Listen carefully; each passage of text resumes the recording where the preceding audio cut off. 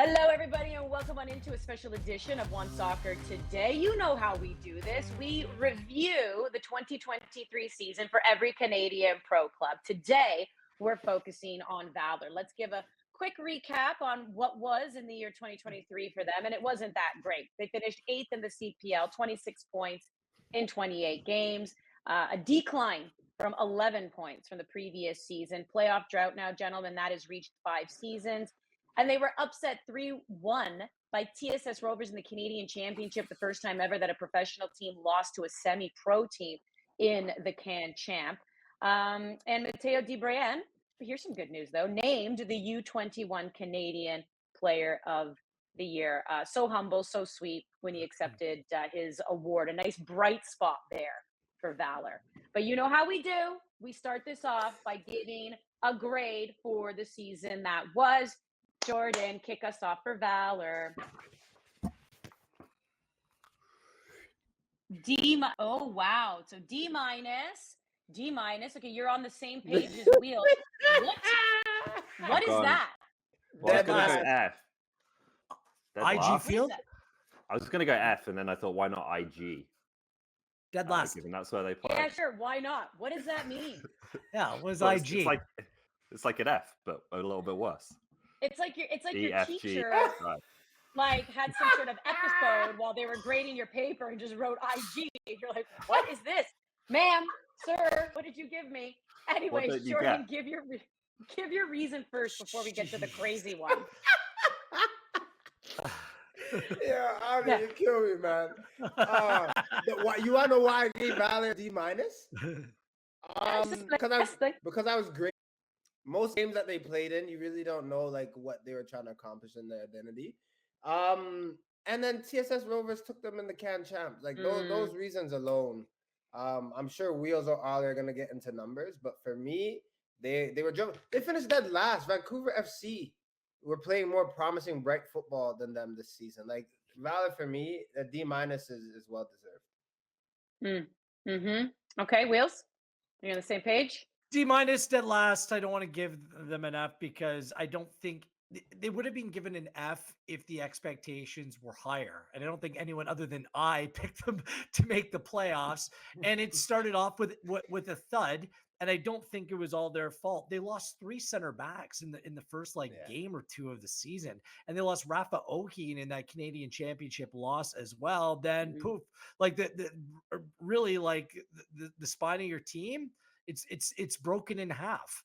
And then anything that big Phil De Santos wanted to accomplish, like it was piecemeal stuff there for a while. And they brought in Clyde Chella and they tried to find options. They probably even gave Jordan Wilson a call to see if he could come in because they were desperate for players, and a team with very little room for error. When your season starts that way, it was only going to go in one direction.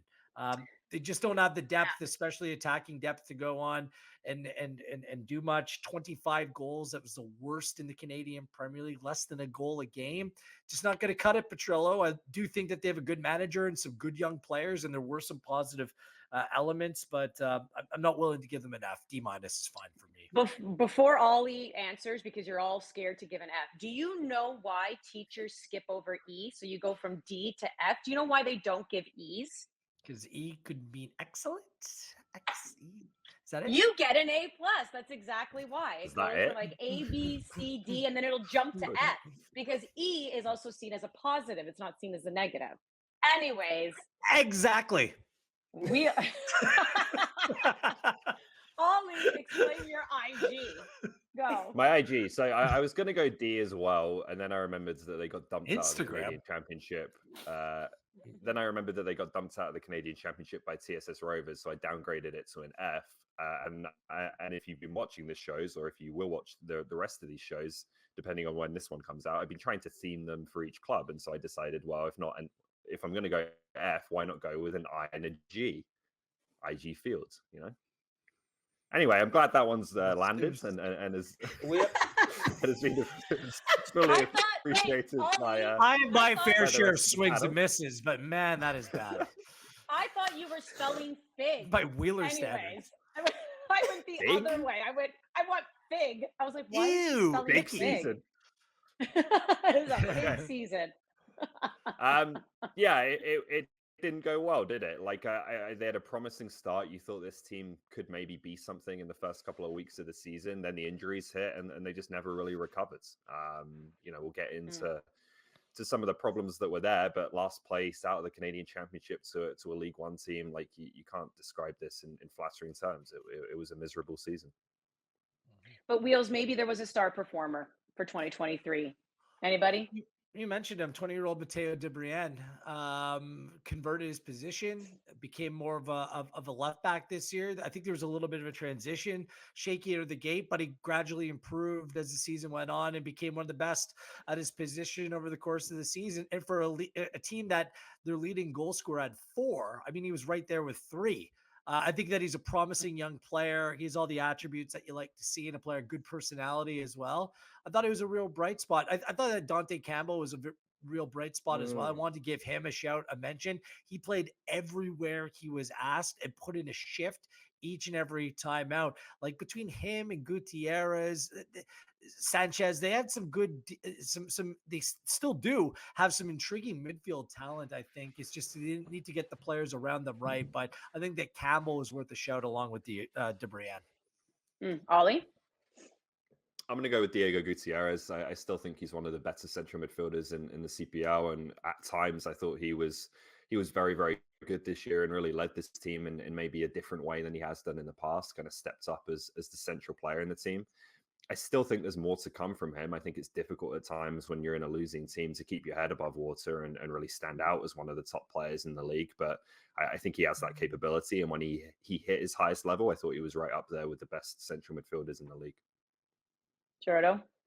Yeah, Ollie's right. For me, I can't go past Gutierrez being the star. You're a Campbell guy. I know you're a Campbell guy. I am. But you mentioned him, and I think he had a phenomenal year. And I can always respect someone who, like Dante Campbell, who played different spots and stepped up. But Gutierrez, for me, I think he's a ticker. He's a guy to keep the ball moving, but he had to be also a guy to maybe contribute on the offensive side and score goals. He had 4 this season, vice captain, because Jean-Baptiste was injured quite a bit throughout this season. So for me, I think that was the silver lining. He was a starboard. He got things going for them. And as just a team that didn't have enough bodies, didn't have enough committed, healthy bodies. So if they had a few more pieces, I think this could have been a season where he even scored more goals, even done a bit better. But this was a sinking ship from at least halfway through the season. They were going all the way down. Yeah, tough year for them. So who or what, Ollie, would you say was the biggest disappointment for Valour in 2023? Well, it's the inability to put the ball in the back of the net and at times create enough chances as well. But I think it was the finishing that was a bigger issue. No one had more than 4 goals. Ponce had 4, Williams 4, Gutierrez as well with a couple of penalties in there. DeBrienne had 3 and Chala had 2. No one else got above 1. And then you look at the overall numbers for the team. They only scored 19 goals from open play all season long in 28 games. That is a dreadful number. It was 7 fewer than the next worst team in the league. So they were a long way behind the rest of the CPL just in terms of that attacking output. I think there are some pieces there. I thought Kian Williams was a pretty good addition. Nyongabire, for me, after a promising start, didn't really pan out the way you felt when you watched him and you saw the ability he had. I don't think it turned into enough production. DeBrienne, I did really like when he moved further up the pitch and in that left wing role. I thought he was dangerous. So there's some pieces to build around there, but the centre forward position was an issue all season long, and just not enough depth or variety of options really in those attacking areas in general. Okay, Wheels? Yeah, everything was disappointing, obviously, when you finished last. But like Nyongabire, you thought that you had a real player there for the first month or 2 of the season. Then it just like completely fell off a cliff. No number 9. My guy Novak just wasn't used or wasn't fit enough to play. I thought that he would be much more productive than he was. And I got to be honest, like I think the fullbacks need to be, the fullback position needs to be addressed in the off season. Man, that shopping list is lengthy. You do have some talent. I still think that some of those central midfielders can play. I still think there's something about Yesley that he needs some work. He needs to be polished a little bit, but with that frame and that natural ability he has, I think there's a player there. But most certainly up top, at the back, just just nowhere near consistently good enough. For a league with a lot of parity, they were just far off it. Jordo. I have to pick Pacific Nyongabiri because in the beginning of the CPL, the first 5 games, I was raving about this guy. Granted, I'm freshly retired, so I'm looking at players like who am I grateful that I'm not playing against? And he was at the top of the list.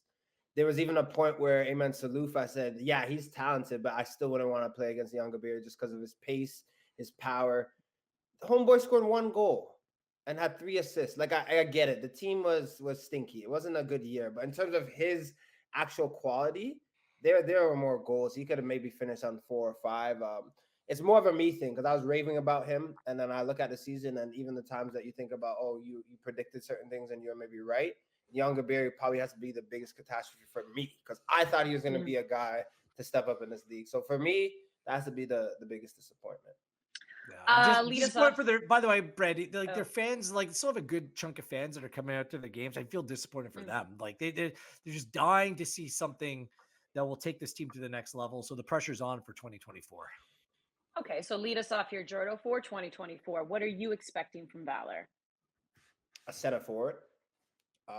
We can start there. And then also, I think just a balanced team. Like, I get that you want to have vets, and I was a vet in this league. I understand that it's needed, but you also need young players as well. I think getting that balance right. Valour can't gamble anymore. I think this is a city and a team that needs to have some productivity and some progress. So get a center forward, get 2-3, right? You already kind of have a spine, but then I think just getting a guy like Dante Campbell to come in, but then that needs to be paired with a vet that can play and stay healthy. I know it's a risk every season who's going to be healthy, but there are calculated risks that the uppers at Valour need to make and to keep this team afloat. Wheels? Yeah, at number 9, I'm excited to see the brand Sean Hundal come in, a player who can score goals in this league. Probably need a little bit more after that. There needs to be a strong domestic spine in this team, a group that can get you through those difficult games, but they need the luxury players as well that the top players in the Canadian Premier League absolutely have. But beyond the number 9, again, the back 4, especially the center back position, there's going to be great turnover here. As of the time of recording, they haven't gone out and retained a center back. A lot of players that are on the bubble. Does Jean-Baptiste come back? Does Samake? Does Chella? And even if they do, they probably need more at that area. The center back position is one of desperate need for Valour. They have to improve heading into next season. Ollie? Yeah, I mean, they have to want to turn it around and really want it. I think Phil Dos Santos, there's no questions about his commitment and his desire to get it right there. I think some of the players... Yeah, some of the players you can say the same thing as well, but the club has to be all in on getting this right, and you just have the feeling with Valour at times that that's not quite been there, at least not in terms of competing with 7 other clubs, many of whom are becoming more and more ambitious. So like the reality that Winnipeg is not going to be a lot of Canadian players' first choice. There's not a big pool of local players to draw from to bring home. And so you have to get a little bit creative. And I think that takes, having good people in terms of recruitment and thinking a little bit differently. And the recruitment certainly let them down last year. Can I say a positive to finish things off, Andy? Great. Yes, let's end on a good. Every year, Valour's kits, top notch. And Big Phil Dos Santos, I love talking to him before the game on Match Day Live. What an absolute gem that guy is. I think he's a good coach as well. So if you have a good manager, I think that there's something to build off of there. Yeah, and just as much as we talk about Pacific and even Cavalry when they had these strong performances in the Canadian Championship and building off of those, I want to see how Valour in the new year can we always exorcise that demon. That's that line I like to use a lot when something bad has happened. But I mean, you don't want to get beat.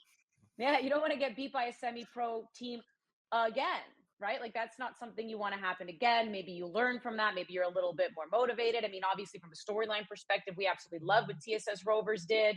But when you're a CPL club, I mean, you have to imagine, Jordo, that's not going to sit too well with you. No, and I think that start got them to the inevitable demise, right? Like TSS Rovers was the nail in the coffin. You got to remember, this is a team that came out guns blazing against York the first game. Like they had a decent start, but after you get that, I know. We'll see. Well, there you go. That's our review on Valour.